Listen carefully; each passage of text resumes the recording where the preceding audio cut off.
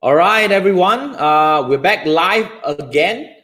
This session, I invited a very good friend of mine, Mr. Teng from Aliments, the co-founder, and with the topic how this MCO is going to affect the future of food and beverage industry landscape in Malaysia. Right? Teng, want to say hi to everyone? Hi, yeah, I'm Lee, the co-founder of Aliments, and we are actually doing a system that can help you to reduce your effort and also improve your growth for your F&B business. Nice. Can you elaborate a little bit how Elements works and how long has been around in the market? Okay, so Aliments actually is in the market for around 2 years, and we started off by doing mobile ordering, which is the QR code on the table that you see quite a lot these days. So after that, we found that the value to users is not great enough. So we input order ahead, which is a semi-drive-through experience takeaway, and later on we add in our current delivery. So other than this mobile ordering, actually Elements have another very powerful feature, which is the loyalty, or we call it customer retention feature, which allows merchant to sell their packages or sets in bulk to users. So merchants will get the lump sum of money upfront, and users will be able to buy a cheaper set or package and consume at the merchant's place. So other than this, we also have our own POS system that integrates everything, including this mobile ordering and also this loyalty system together to help brands or even big chains, or even if you are individual merchants, to improve your growth and revenue. I believe this probably a point of time where you guys are also super busy because all this MCO and I heard you guys are also helping a lot of these F&B businesses going online. Can you just share a little bit with us how you guys coping with this situation right now with the MCO? Yeah, we are part of this whole F&B ecosystem. So when this virus started, we actually found that there's a lot of merchants that have a big drop in their sales. So after this MCO is applied to Malaysia, actually, we see a drop as huge as 95% in some of our small merchants, and also 7 to 80% in some of our mid-sized merchants. So we sit down and discuss with some of them and came out and an initiative to help all the F&Bs to go through this period by opening up our platform and provide our pickup and delivery service to them at a cost price. So we are not earning any profit for this initiative. It's just to help the whole ecosystem to go through this period together.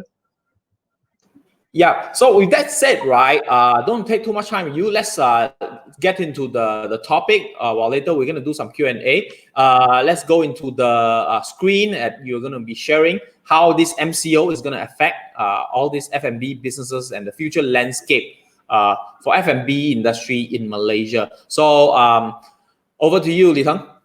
Okay. So today I'll be discussing more about my point of view of how MCO is going to affect the future F&B landscape in Malaysia. So firstly, I think it will be going down to three critical elements. So during this MCO, we can see there's a very big imbalance of supply and demand. As you can see, there will be a lot of news saying that a lot of vegetables farmers will be throwing a lot of their produce because none of the logistic partners, or even there's a very huge decrease in the logistic partners to deliver their farm produce to end consumer. Or the other reason is a lot of F&B that's been a very huge segment of their income have stopped getting all these vegetables from the farms. So there's a very sudden imbalance in the supply and demand. So during this phase, as we can see right now, a lot of other logistic partners or even platforms came up to help. And there's a very big change in the landscape for this current MCO, which you can see a lot of direct supplies from farm to table, which means directly from the farm to end consumer side. So this will be a norm in the future, even after this MCO, because with this, the middleman will be cut off in some of the supply chain, where the farmers will be directly supplying goods to the end consumer. So other than this imbalance in the supply chain, we can also see the imbalance of the consumer behavior part, or the change of the consumer behavior. So during this period, actually, consumer from before this period, you can see they'll be eating out, having gatherings, or it's more to dine in than takeaway or delivery. But this MCO actually changed the whole. You can, maybe some of you will say, it's just a small period of time. So once after this, a consumer will go back out again, and it will go, everything will back to normal, same as before MCO. But let's say usually you don't order through online delivery, right? So during this period of 1 or 2 months, you'll be ordering very frequently from delivery. So after this, will it be totally eliminated your this kind of behavior? So for most consumer, after they tried out or get to this online delivery behavior for these 2 months, they will actually be using it from 0 time before MCO to maybe 5 to 6 times per week or even per month. So the frequency of delivery orderings will increase. And also dine-in part, let's say, of course, everybody would like to go back out to dine and gather together after this MCO. But this virus won't disappear just after this MCO. It will still be out there. So there will still be a social distancing practice that will be practiced by F&Bs and also other businesses out there, which will reduce the sitting of dine-in and also reduce the packs that can be in a closed environment per time. So with this practice on the go, consumer behavior will also be affected. So with the virus still out there, will you be going into a closed environment to dine with a lot of people at the same time? Some, yes, but some will not. So the whole consumer behavior will have a change. So how do business adapt to this? They must have a change of their business model. So let's say most of the retail F&B will have 80% revenue coming in from dine-in. But during this MCO, it will be 0%, which they will leverage on delivery platforms and takeaways. So before this, the 20% of takeaways and delivery revenue will become 100% of their revenue during this period.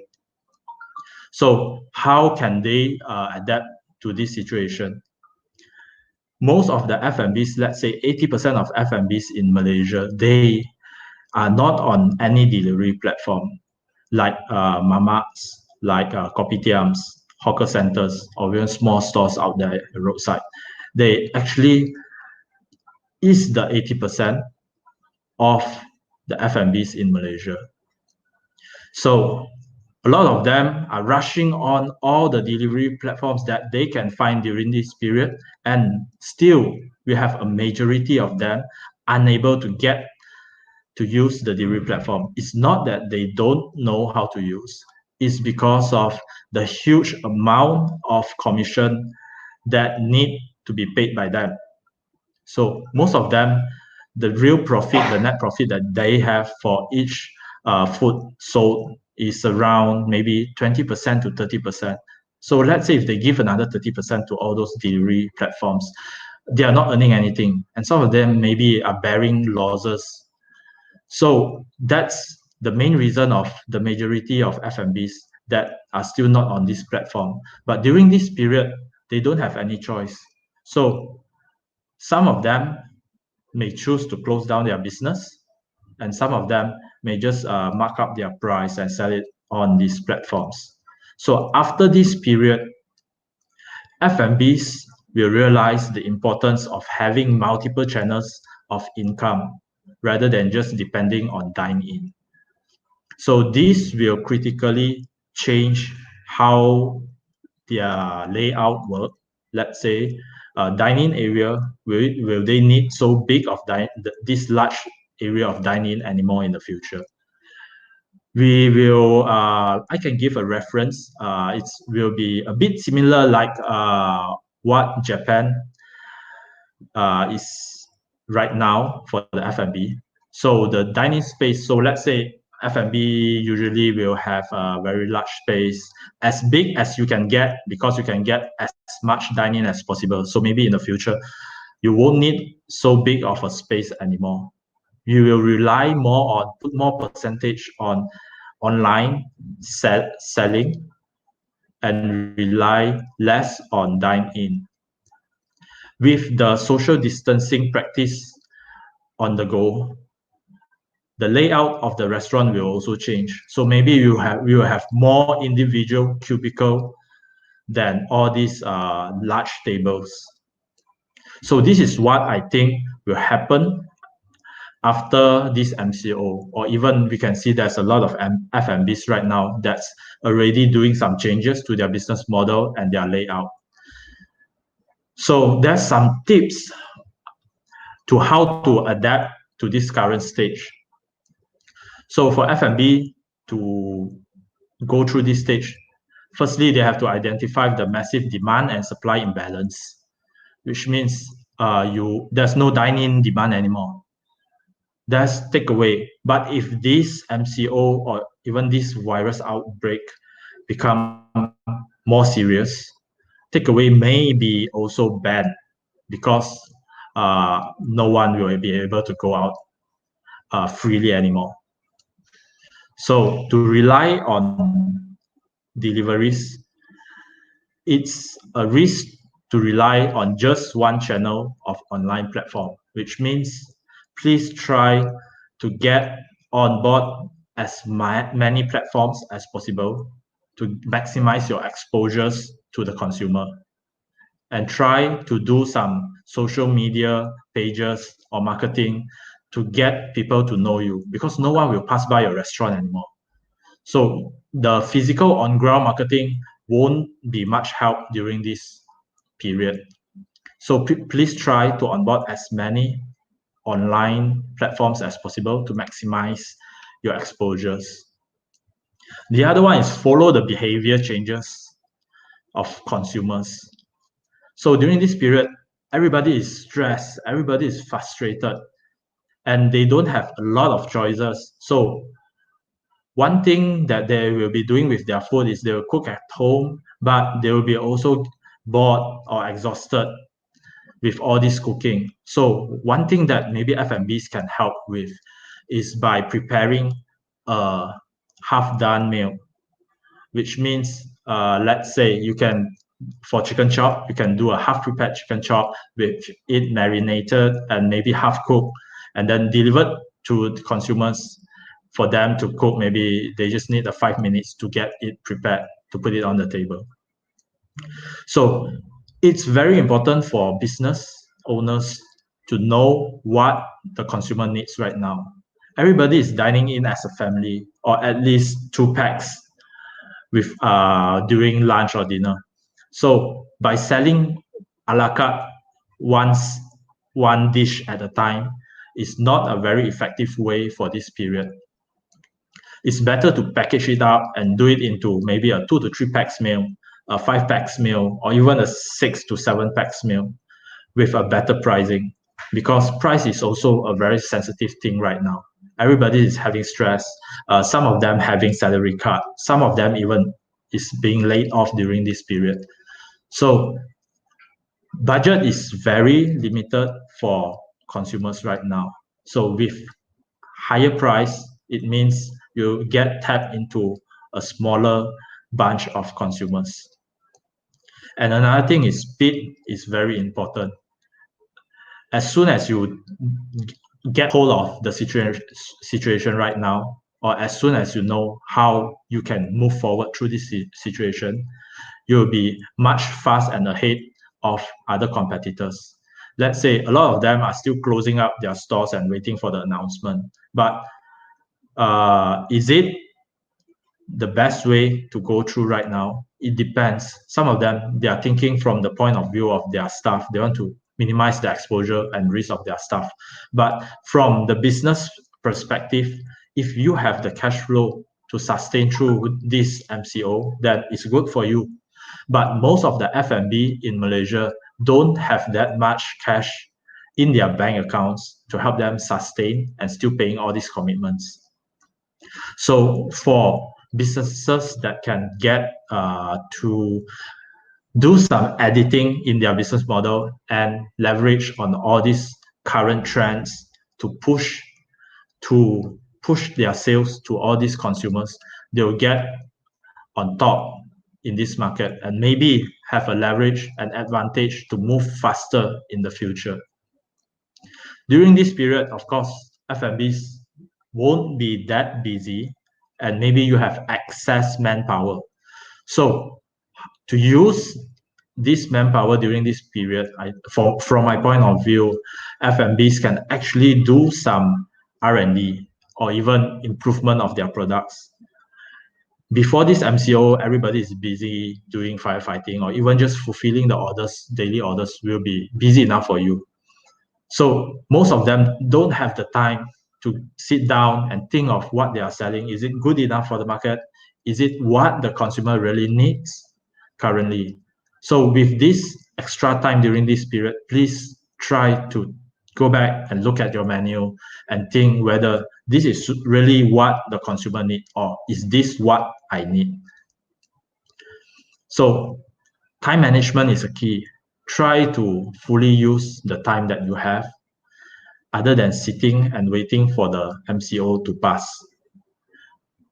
Another thing is turn fixed costs into variable costs. Fixed costs, you can say maybe rental, staff salary. So rental is best. Just take the chance to talk and go to your landlord to try to reduce or waive it. If you don't start the discussing, you won't know the result. So try to discuss first and then go first. Try to make them realize the situation that you are in and see how they can help. So the worst situation is maybe they can let you to do installment of your current 2 months rental in the future.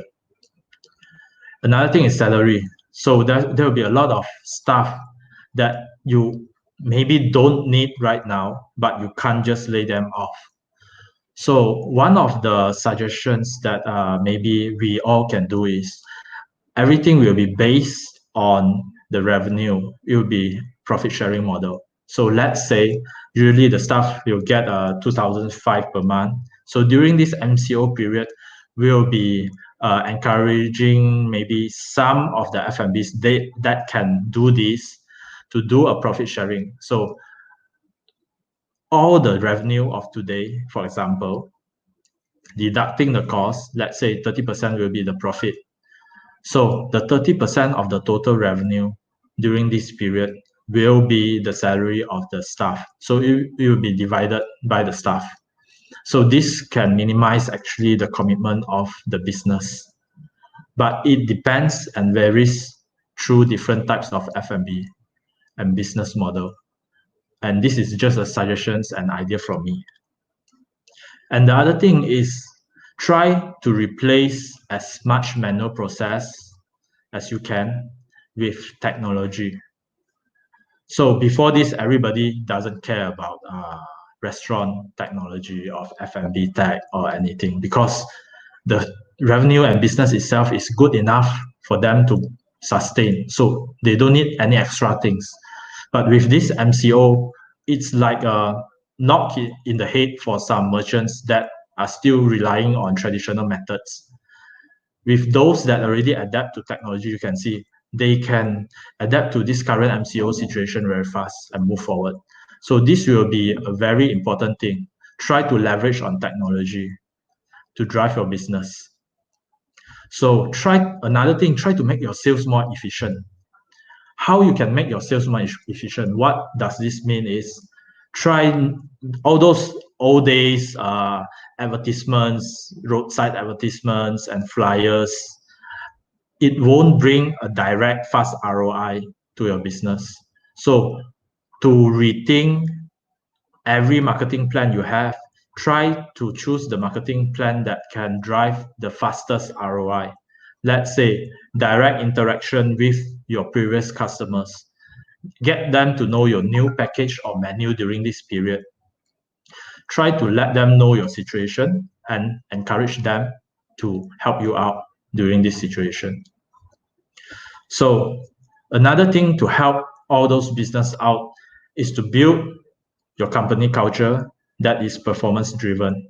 So maybe before this, your staff will just punch in, punch out, do what they are supposed to do, prepare the food, and then if there's no order, they won't do nothing. So they won't do anything.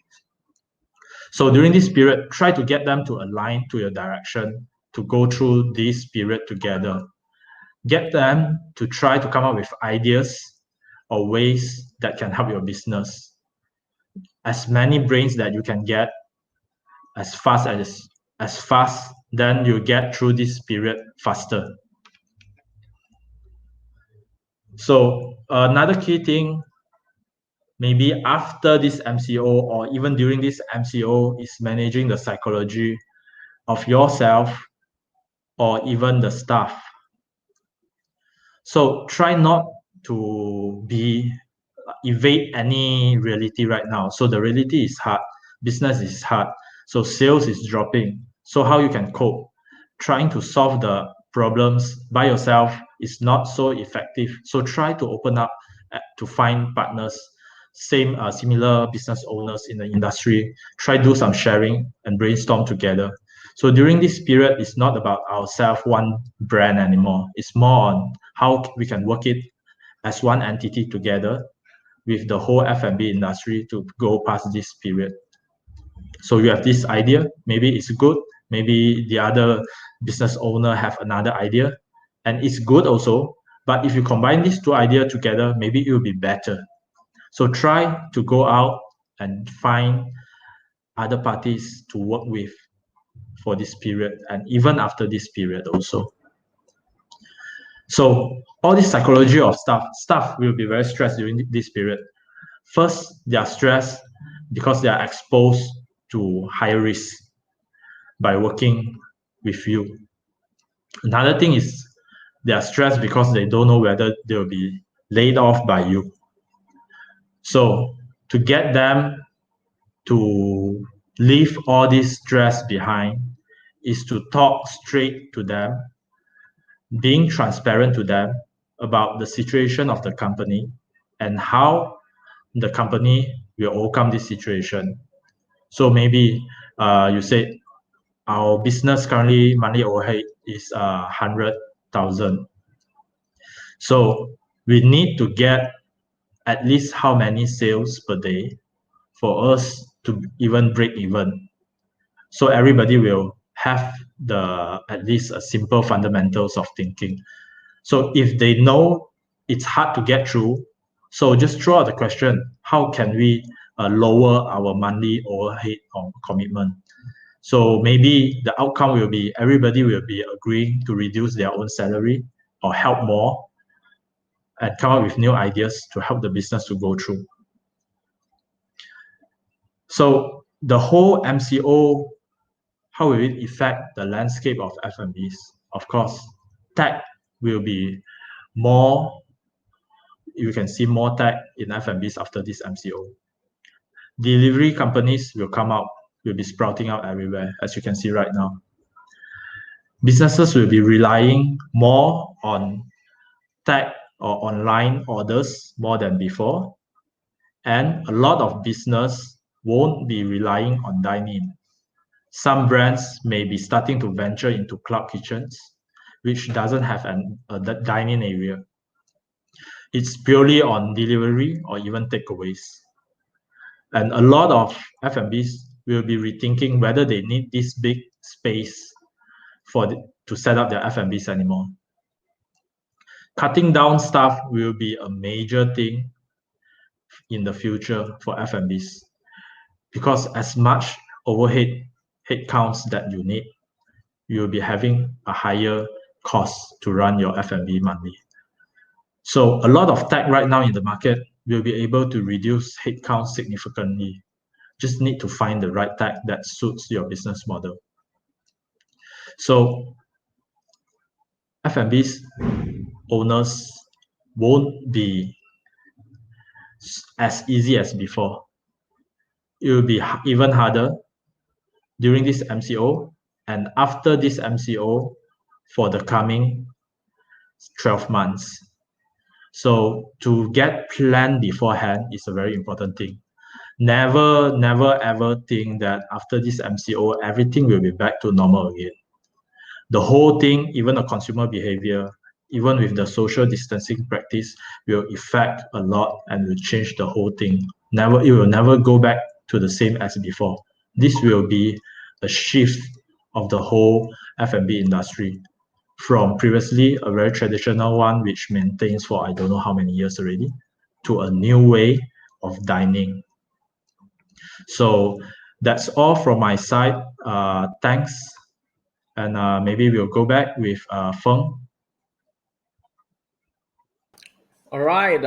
Thank you very much, Li Teng, for the sharing. I heard a couple very important things that you mentioned during the session that I would like to have further these questions that I want to ask so that you can further elaborate on this part. But at the same time, I also wanted to remind all our attendees in front of the screen, be it you're using your laptop or your phone, if you have any questions, remember to type in down inside the comment area, because we are all going to answer some of these questions later as well. So if you have any questions, remember to actually type it out down there in the comments area. Right. So a couple of things you mentioned that I thought it's very interesting. First is in terms of the space itself, you shared what happens in Japan is that a lot of people doesn't start to realize they don't need so much space anymore. They don't need a big restaurant. They don't spend so much money on the renovation because maybe people will be ordering out more. They'll be picking up, delivering much more, right? So and then you also mentioned about cloud kitchen, right? Is that possibility moving forward that a lot of these traditional F&B businesses or even franchise will just operate on the cloud kitchen moving forward? Yes, actually, we can see even right now, there are quite a number of brands that are very interested in having their own cloud kitchen. And even some of them are planning to close down most of their outlets and focusing them on cloud kitchen. So because cloud kitchen, the whole operating cost and initial investment is very low, because you can just rent a small space in some existing cloud kitchen facilities with just maybe 500 to 1,000 a month by just needing maybe 2 or even 3 staff to operate the whole thing, to cover the whole city area, to get for deliveries and even some for pickups. So right now, we can see for Malaysia, we have already some cloud kitchens working with a business model like co-working space. So they are providing the space for rental for brands to come in. Maybe for a quarter, half a year, annually. They have different rates and packages for that, and even size. It's similar like what co-working space is doing right now. So they even have a special enclosed area just for you to do your kitchen, or you can share in an open space with other brands. So it's a trend, and we can see it will be a major trend starting next week and throughout the future. So a lot of new brands will be coming out by just having their brand existence on online delivery platforms. So this is what we are looking into right now.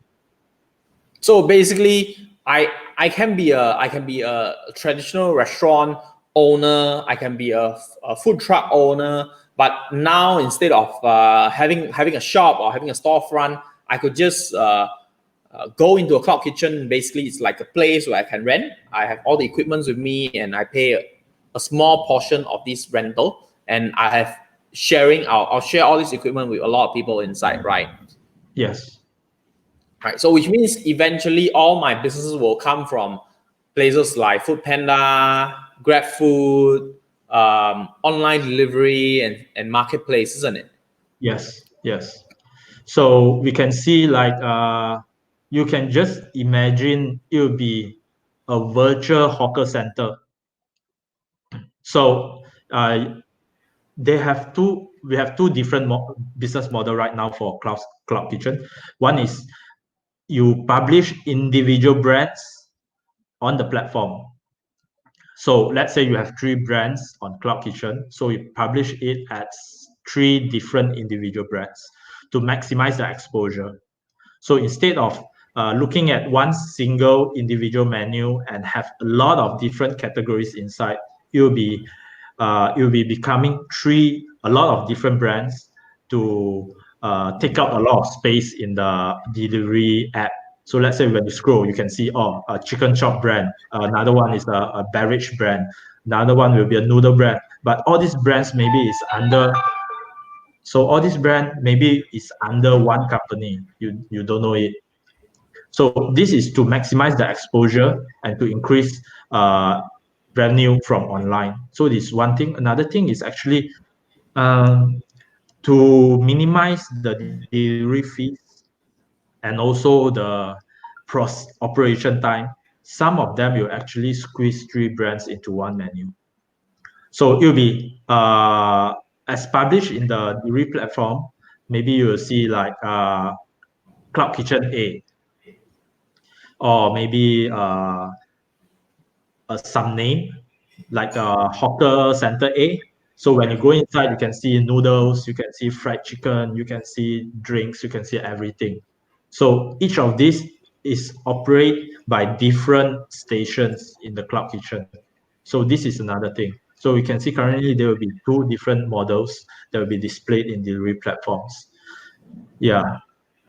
So the I believe a lot of these cloud kitchen thing right now, or maybe even going online, start to think about going online. All these are maybe faced by maybe small restaurants owner, or maybe they have a few branches. What about those with big brands, franchise, KFC, McDonald's, and all this? What do you think is gonna do to change for them? How this MCO is gonna affect them as compared to the small F&B businesses?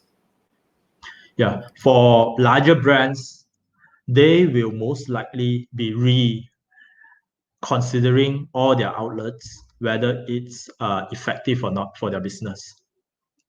So for those outlets that doesn't bring much revenue, maybe they will close them up. And the other thing is they will venture into cloud kitchen as well. It's even easier for them because they have their central kitchen ready already. They have half prepared food, like let's say KFC or McDonald's. Everything is half prepared. They have a factory to do all their chickens, their patties, their buns, and everything. So it's even easier for them to venture into cloud kitchens. They just need to do a central kitchen, set up multiple central kitchens in multiple strategic spots, and utilize them as cloud kitchens to go to grab all these online revenues and sales. Yeah. They will be cutting a lot also on their staff manpower, relying more on technology and self-ordering. So as you can see, McDonald's is always the pioneer in trying all this new tech or new way of F&B dining. They are already putting up self-ordering monitor kiosks in all their outlets and reducing their counter to 1 or 2. So a lot of time when you go in McDonald's right now, you don't even see people standing at the counter. So when you go there, they will ask you to order through their self-ordering kiosks. So this can actually reduce a lot of manpower in the long run. So back-end part, of course, the preparation process will be more to automated. Everybody is trying to reduce headcounts right now because headcounts will be a risk in the long run. Human will always be the risk factor. So we can see technology will be playing a very huge part, especially in all these big brands because they have the budget to invest in all these kinds of technology. Yeah. So coming to technology, right? I also heard what you said, right? Because the technology is definitely going to replace a lot of human touch, be it repetitive, something that doesn't need to really think, right? They can use technology to replace it. What are the kind of trends and things that you see will be coming in to digitize the industry? What kind of things that people use? Can you give some use case and example? Okay, so for example, as you all will be very familiar in some kopitiam brands, chain brands, what their ordering flow before this, or you can say their usual ordering flow will be you go in, the staff will pass you the menu, and then you write your order on a piece of paper, which is very old days, outdated. So they are still doing it right now. So after you write your order on the paper, you still need to raise your hand and then wait for a waiter to come and pick it up. And then the waiter will have to manually key in their post again. So after keying in, only the order will send to a kitchen. So as you can see, when you start to order, when you go in, until your order sent to a kitchen, it involves so much step in the middle, which relies heavily on their waiter, which all this can be eliminated through the leverage on technology. For example, if you use self-ordering or mobile ordering, everybody is using a smartphone right now. So let's say you have a QR code on your table. You just go in, you just scan the QR code with your mobile phone, place your order, and directly pay that. So after the order and payment is done, the order will direct go through and go inside the kitchen, direct do food preparation. So you can see before this, it's the waiter pass you the menu, you write on the paper, pass it to waiter, and waiter key into post. Only it goes through. So we haven't counted in the time that you need to wait for a waiter to come. So there's a lot of wastage of time, and it reduces a lot on the table turnaround in a restaurant. So before this, a lot of business still doesn't realize the importance of this and how big this will help them. So I believe after this MCO, a lot of businesses, especially all these kopitiam chains, they will be rediscussing and rethink about all this process to have it implement in their business. Yeah. What about back end operation? What about kitchen operation? I mean, I think last year I started seeing some of these chain in Singapore. Maybe they're just for the sake of doing it for PR. But I think we started seeing also they started use robots to actually cook fried rice and eggs and stuff. Is this going to happen in Malaysia? What do you think about that? And also, what about vending machine? Like, is this going to be a lot more vending machine because there isn't any more human touch? Is there any opportunity from there?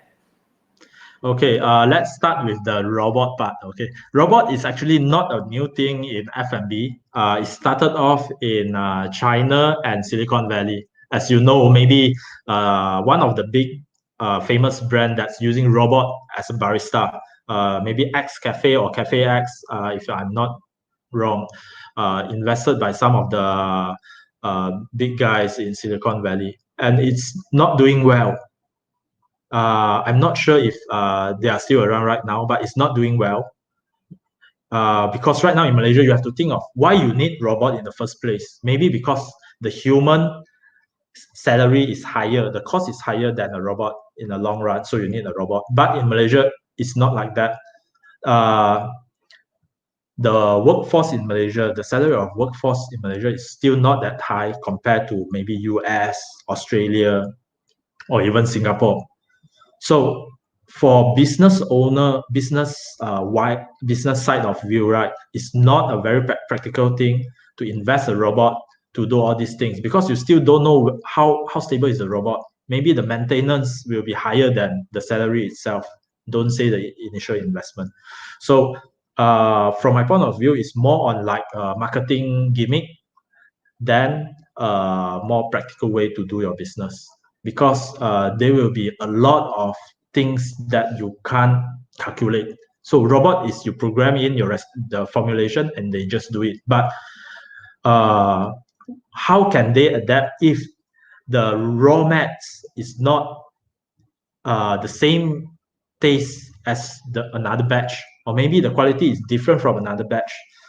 They won't have this flexibility to cook. So cooking itself, or even a food preparation, right now in Malaysia, I believe we still need people to do it. And another thing is vending machine. So vending machine, maybe a lot of us already know, or we can already see there's some hot food vending machine in Malaysia already. As for Singapore, it's quite common already in a lot of places. The thing of vending machine is convenience. So for you, from user point of view, why I would like to use the vending machine in the first place? Because it's fast. I don't have to queue out and wait for them to cook. Maybe the vending machine is just reheating the food inside or keeping it warm and waiting me to order it. So for lunchtime, maybe during office days, right, I just have 1 or 1.5 hours to have my lunch, and I don't want to waste half an hour to wait for my food. So I just go to a vending machine and just pick my food, pay for it, settle my food. And that's all. So the key of vending machine is convenience. So as long as the vending machine can provide convenience and the food is edible, of course, then it's workable. But the convenience thing relies a lot on the location and the consumer behavior in that location. So let's say you put it under a condo.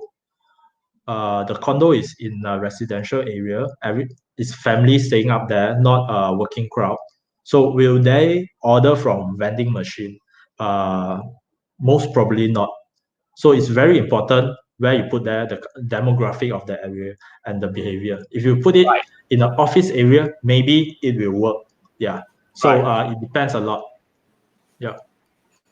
So one last part, you also mentioned about for these F&B businesses, there's also a lot of other opportunities for them to maybe tweak their menu, prepare like half prepared meals, maybe for delivery. Is there any case studies that you can provide and give some advice on this part, how to do that if I'm originally not doing this part of it? And also in terms of pricing, what do you kind of see moving forward? How they're going to price it? Is it going to be like online slightly different because they need to cover sometimes delivery fee, or is it going to be cheaper actually online because you don't have to have so many people and spend so much money for rental and stuff? What do you think about this? Okay, so in terms of the half prepared food, right? There's one example right now, which is Tea Life. So they actually sell you a boba pack, so you can do your own boba milk tea at home with that. So this, of course, the price will be a lot cheaper than buying a ready-made boba drink. So this will actually expand their market reach to all these consumers. So instead of buying a boba, maybe during this MCO period, some of us are free at home. So we would like to experience how to make our own boba tea. Or for example, some fried chicken or fried chicken chop outlet, they are selling pre-marinated and coated chicken chop for you. So other than buying one by one at a high price, they sell you maybe 5 to 10 pieces in one time. So you can put it in your freezer and just take it out, put it in your air fryer or fry it in the oil with just 10 minutes, and you can get the same taste. So this thing, that's one very critical thing that maybe F&B owners need to prepare before they push out this kind of menu, is the SOP of preparing. So you need to know how household can prepare this by following your steps and get the same taste as buying from your outlet, other than you just sending them this without any instructions. So you actually destroy your brand other than helping your brand. So this is a very important thing. Yeah, you made me think of this dalgona coffee online where a lot of people are making at home, and then I was caught up with the trend and I wanted to try to do it right, and then I realized stirring it with my fork and spoon is definitely not going to make it. A lot of my friends who can actually made it happen actually use they probably have a like blender, something like that, or or stirrer, professional ones at home to be able to do that. So yeah, I totally agree on that part, right? So Li Teng, we're coming also to towards the end of this session. Is there any if there's one piece of advice that you give to current F&B business owner, what will you say to them? Okay. It's a very hard period and for everyone. So I think the key thing is to have the right mindset, be strong mentally, be transparent to your company staff, and let everyone help you through this period. So it's not about you or me or other brands anymore. It's about us together. So whether we can all help each other to get through this period is whether we can work together and come out through this period. So working together and being transparent and being straightforward is very important during this period. And having the right mindset is not like trying to get away from it, waiting it to be over, and then everything will be okay. Yeah. So is there any things that Elements is also doing before we go, right? I definitely got to get some benefit for all our audience down here today. Is there any offers or promos that we can get for fellow F&B business owners that's attending this conference right now today that Element is doing? I heard you guys are doing a lot of good job helping these F&B business owners. Yeah, we are actually running an initiative for all F&B merchants because we see a lot of them are maybe unable to cope with the high commission for those big delivery platforms. So we open up our platform by not charging any monthly fees or setup fees for all F&B merchants. Even hawker stores are able to use our platforms to do pickup and delivery. So delivery itself, we are using third-party logistics to handle it, and the experience for merchants will be similar like Foodpanda and GrabFood. So this initiative is a non-profit initiative by us, which we are not earning any profit from it. It's initiative from our management and all our staff in Aliments to help the whole F&B industry to get through this together. As what I said just now, it's not about you or me or anything. We need to give and help anyone that we can to go through this together, because without the merchants, there won't be any Aliments. Yeah, so we need to go through this together as one. All right then. We will actually going to upload a link in the offer page about this offer that Element is doing for the benefit of all audience. So do check it out at the offers page or perks that you can check out. So once again, thank you very much, Li Teng from Elements. Thanks a lot. For today, covering how this MCO is going to affect the future of F&B industry landscape in Malaysia. So thank you very much. We'll see you in the next session. Bye-bye. Bye.